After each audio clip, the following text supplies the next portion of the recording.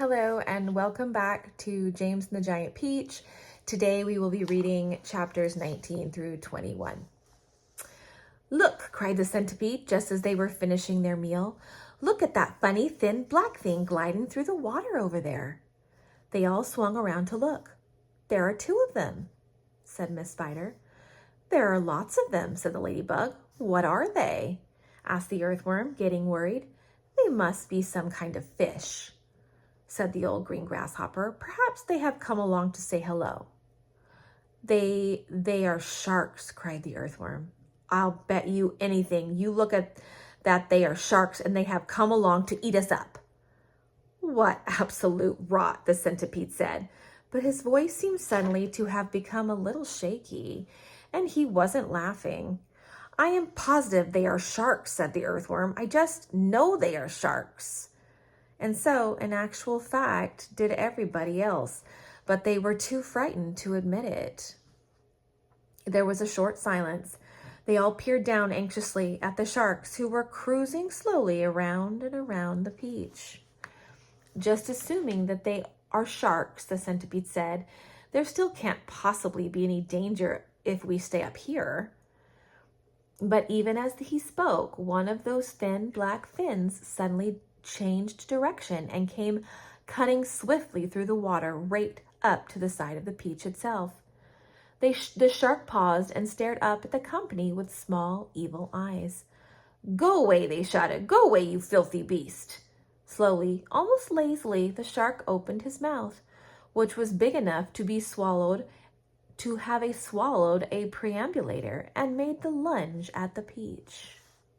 They all watched aghast, and now, as though at a signal from the leader, all the other sharks came swimming in toward the peach, and they clustered around it and began to attack it furiously. There must have been 20 or 30 of them at least, all pushing and fighting and lashing their tails and churning the water in a froth. Panic and pandemonium broke out immediately on top of the peach. "Oh, we are finished now," Miss Spider wringed her feet. "They will eat up the whole peach, and then there will be nothing left for us to stand on, and they'll start on us." "She's right," shouted the ladybug. "We are lost forever." "Oh, I don't want to be eaten," wailed the earthworm. "But they will take me first of all because I am so fat and juicy and I have no bones." "Is there anything we can do?" asked the ladybug, appealing to James. "Surely you can think of a way out of this." Suddenly, they were all looking at James. "Think," begged Miss Spider. "Think, James, think." "Come on," said the centipede. "Come on, James. There must be something we can do." Their eyes waited upon him, tense, anxious, pathetically hopeful. Okay, chapter 20. "There is something that I believe we might try," James Henry Trotter said slowly. "I'm not saying it'll work." "Tell us," cried the earthworm. "Tell us quick." "Well, try anything you say," said the centipede. "But hurry, hurry, hurry." "Be quiet and let the boy speak," said the ladybug. "Go on, James." They all moved a little closer. There was a longish pause. "Go on," they cried frantically. "Go on." And all the time, while they were waiting, they could hear the sharks thrashing around in the water below them. It was enough to make everyone frantic. "Come on, James," the ladybug said, coaxing him. I'm afraid it's not good after all," James muttered, shaking his head. "I'm terribly sorry. I forgot. We don't have any string. We need hundreds of yards of string to make this work." "What sort of string?" asked the old green grasshopper sharply. "Any sort, just so long as it's strong." "But my dear boy, that's exactly what we do have. We've got all you want." "How? Where?" "The silkworm," cried the old green grasshopper. "Didn't you ever notice the silkworm? She's still downstairs. She never moves. She just lies there sleeping all day long, but we can easily wake her up and make her spin." "And what about me, may I ask?" said Miss Spider. "I can spin just as well as any silkworm. What's more, I can spin patterns." "Can you make enough between you?" asked James. "As much as you want." "And quickly?" Of course. "And would it be strong?" The strongest there is.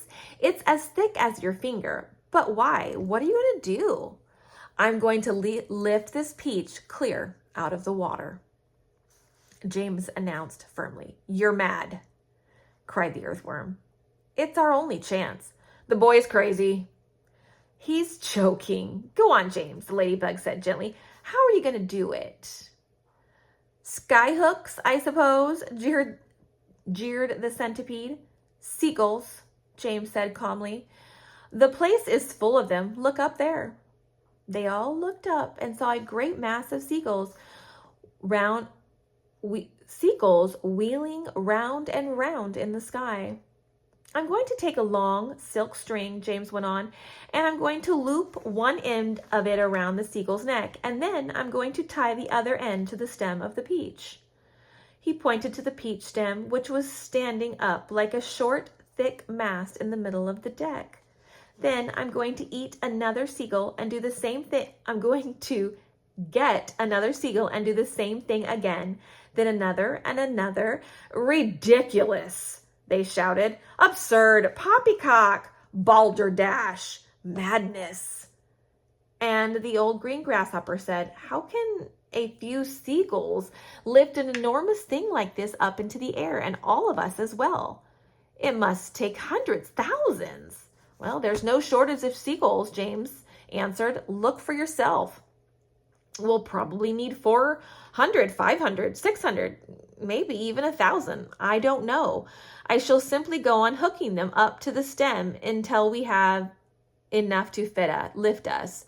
They'll be bound to lift us in the end. It's like balloons. You give someone enough balloons to hold, really enough, then up he goes. And a seagull has far more lifting power than a balloon. If only we have the time to do it. If only we are not sunk first by those awful sharks. You're absolutely off your head, said the earthworm. How on earth do you propose to get a loop of string around a seagull's neck? I suppose you're going to fly up there yourself and catch it? The boy's dotty, said the centipede. Let him finish, said the ladybug. Go on, James.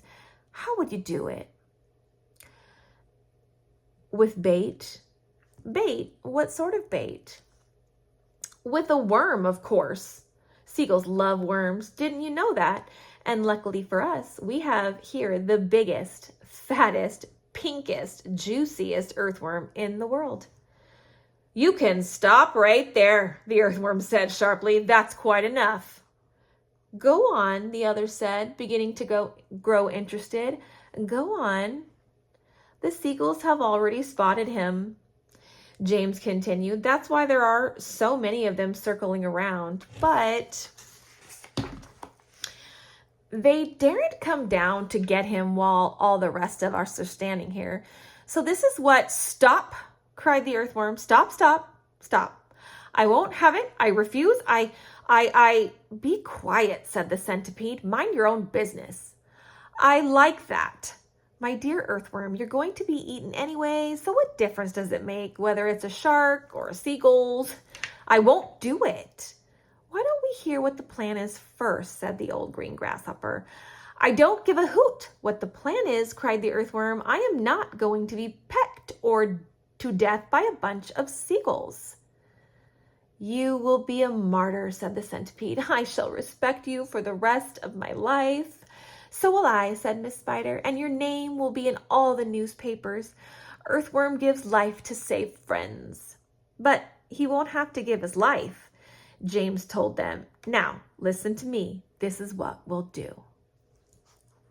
Okay, chapter 21.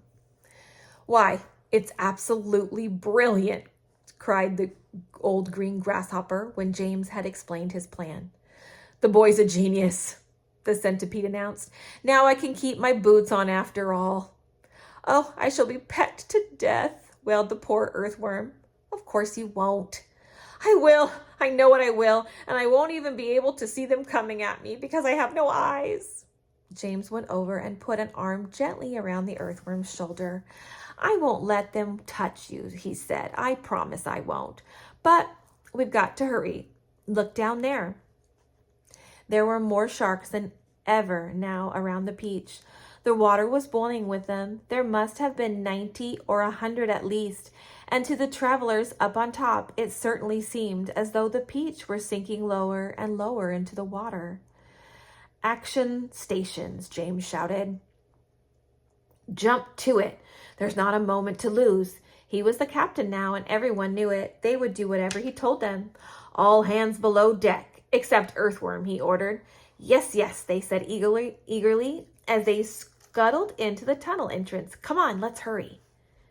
"And you, Centipede," James shouted, "hop downstairs and get the Silkworm to work at once. Tell her to spin and as she's never spun before. Our lives depend on it. And the same applies to you, Miss Spider. Hurry on down. Start spinning." And that is the end of chapter 21. I'll see you next time for the next chapters.